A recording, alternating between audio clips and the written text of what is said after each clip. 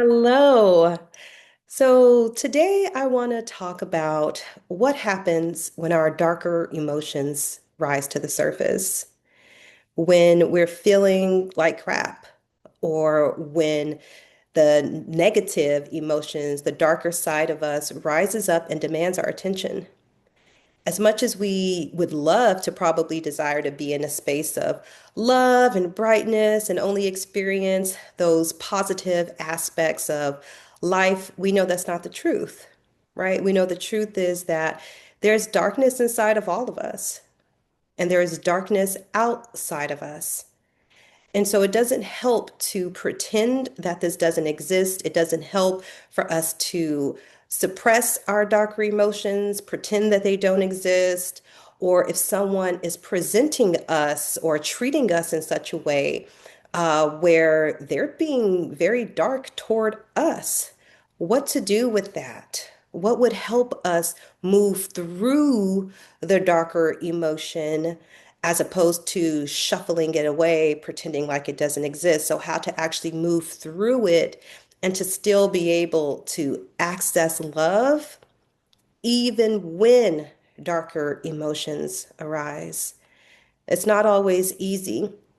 And so, if you've watched any of my previous videos, you'll know that this year I'm having so much fun chronicling my study of love. It's at the recording of this video, it's February, I think today's the 18th.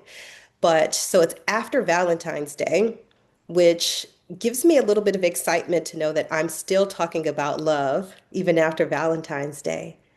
Because love isn't just one day, it isn't just an event that passes by, but it's something that we can access if we choose to every single moment of the day.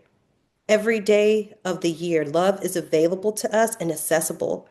So it brings me a lot of joy, even knowing that I get to talk about love throughout the rest of this year, and it's only February, and I get to chronicle that and share what I'm learning with you.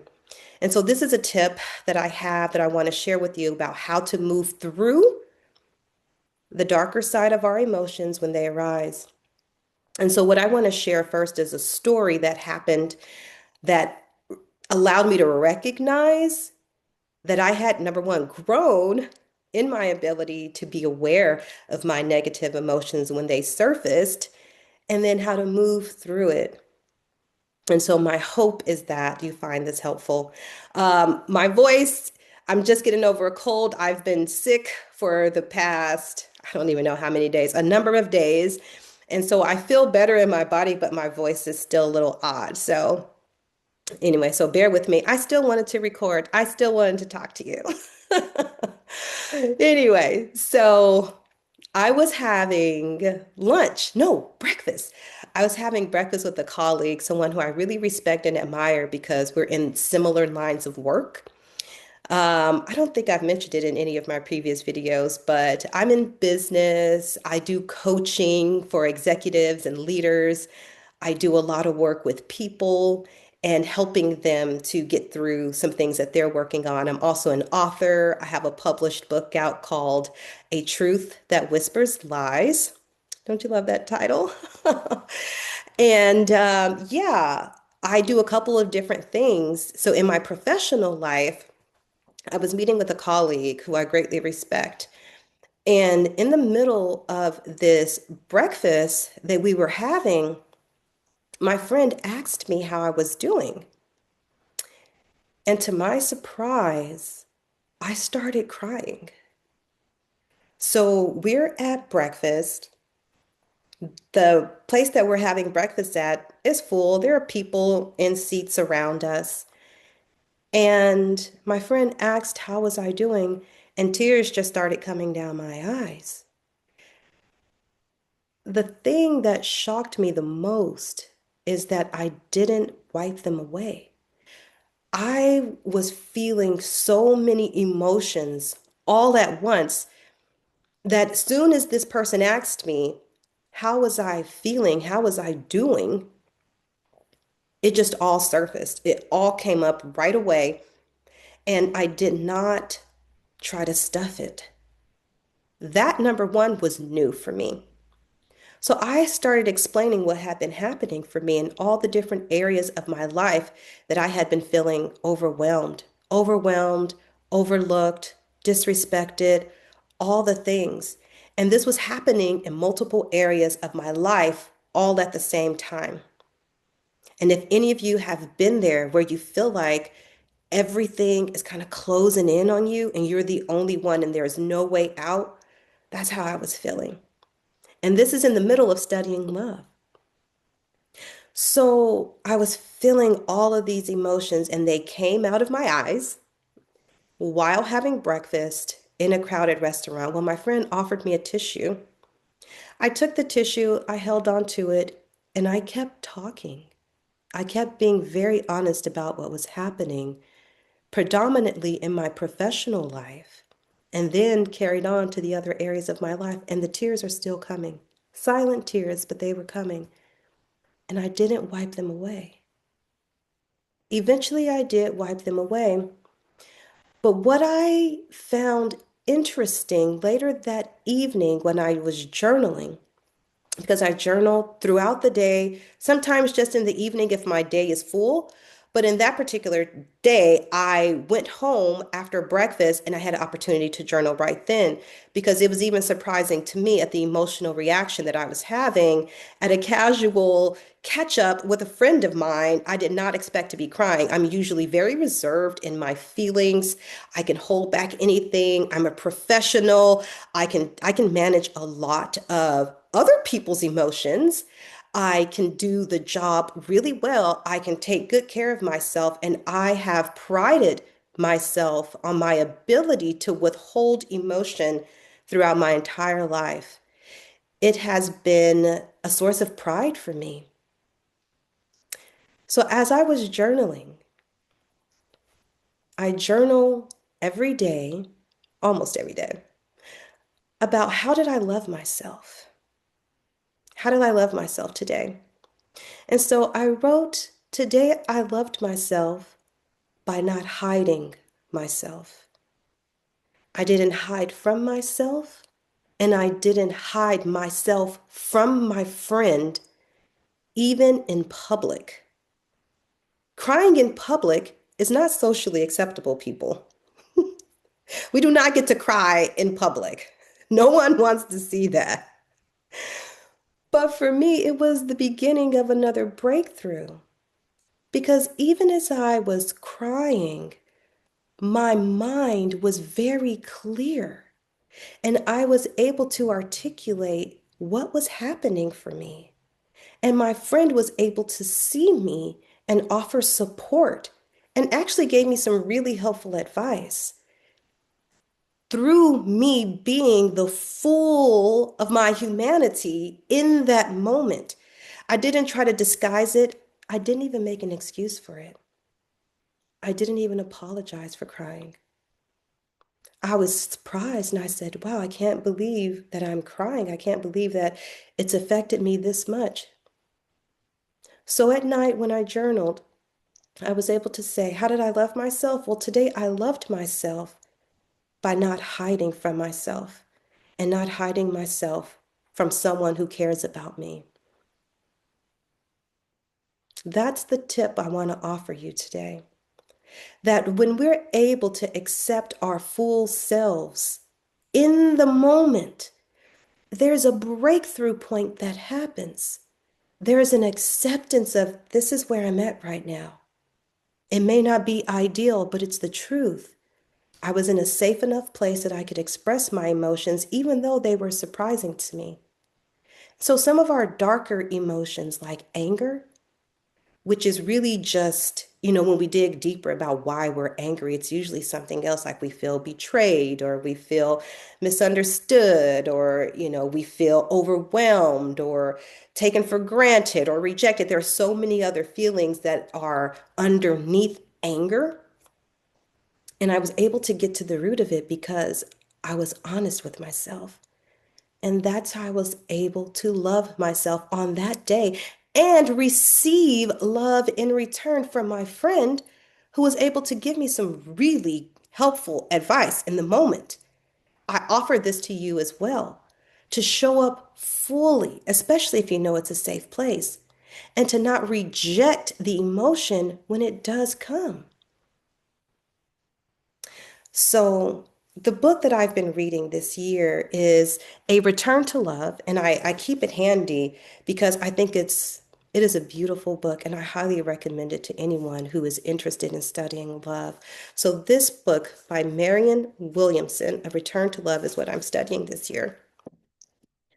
But in this video, your personal power, you get to have it back when you accept exactly where you are, especially those darker emotions, because they provide us with so much information and you're able to love yourself in the moment. What shocked me the most is how calm and clear-headed I was, even while I was experiencing anger, frustration, overwhelm. I was experiencing all of that at the same time, and yet I was able to love myself in the middle of it. There's a Bible verse. I don't know, I think it's in Timothy, but it talks about how God has given us the spirit of power, love, and a sound mind.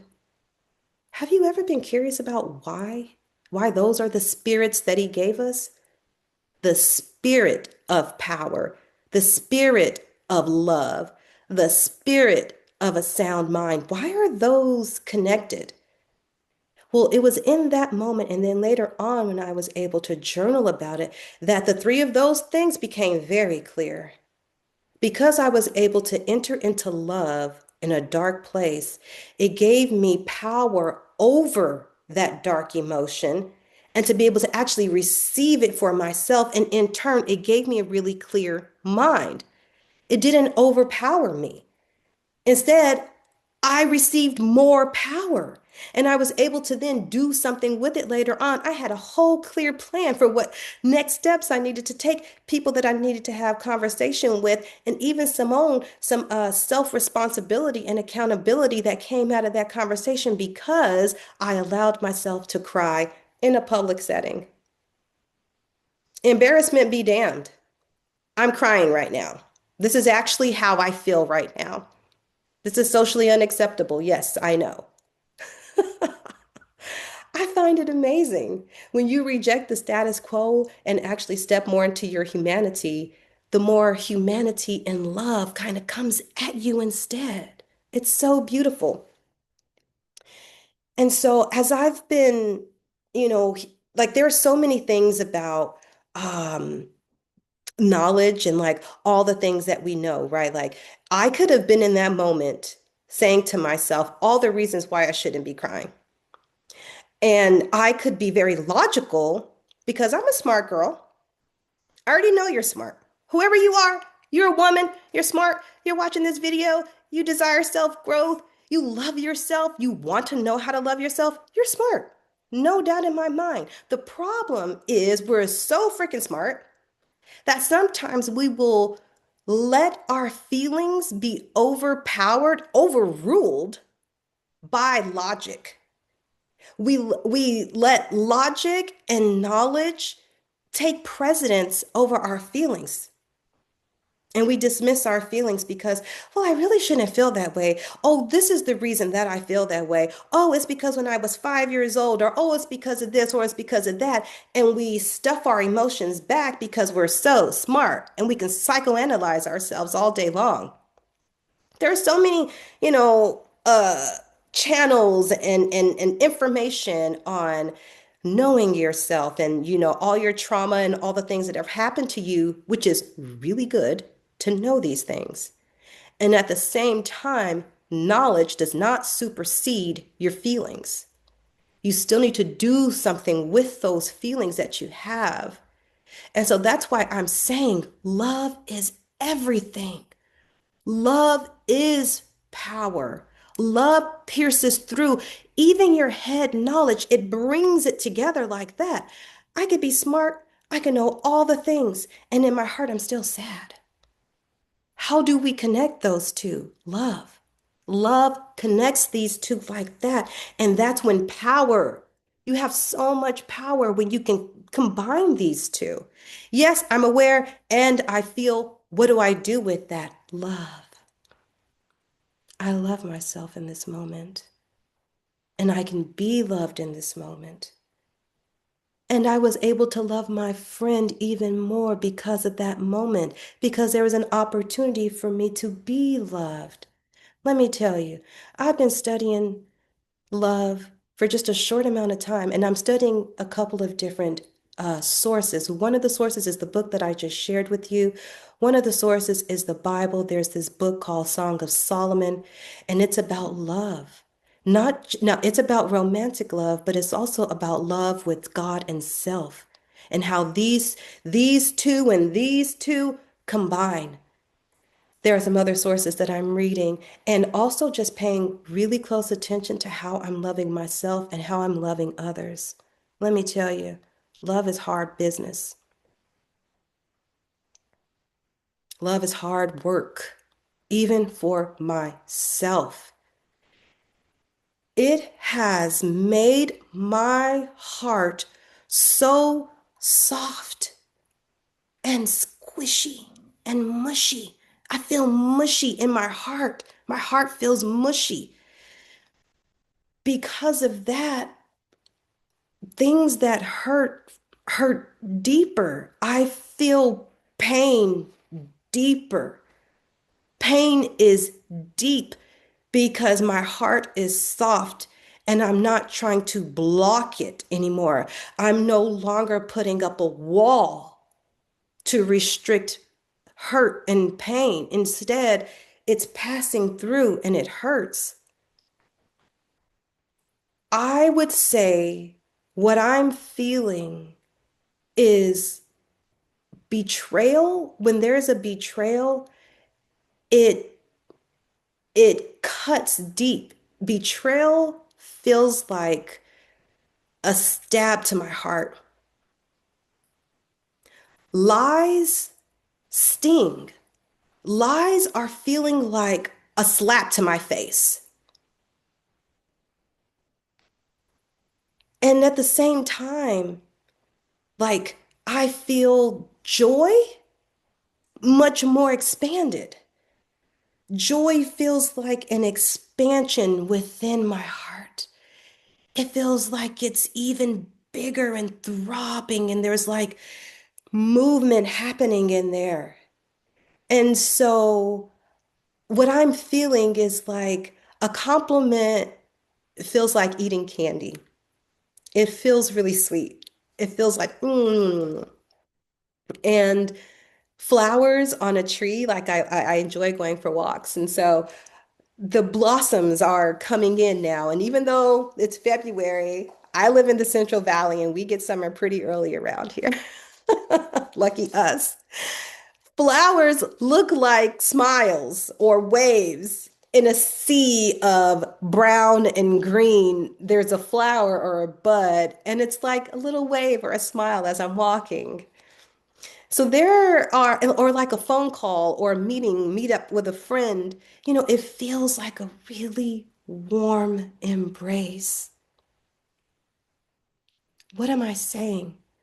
I'm saying love softens your heart in such a way that you feel pain on a deeper level.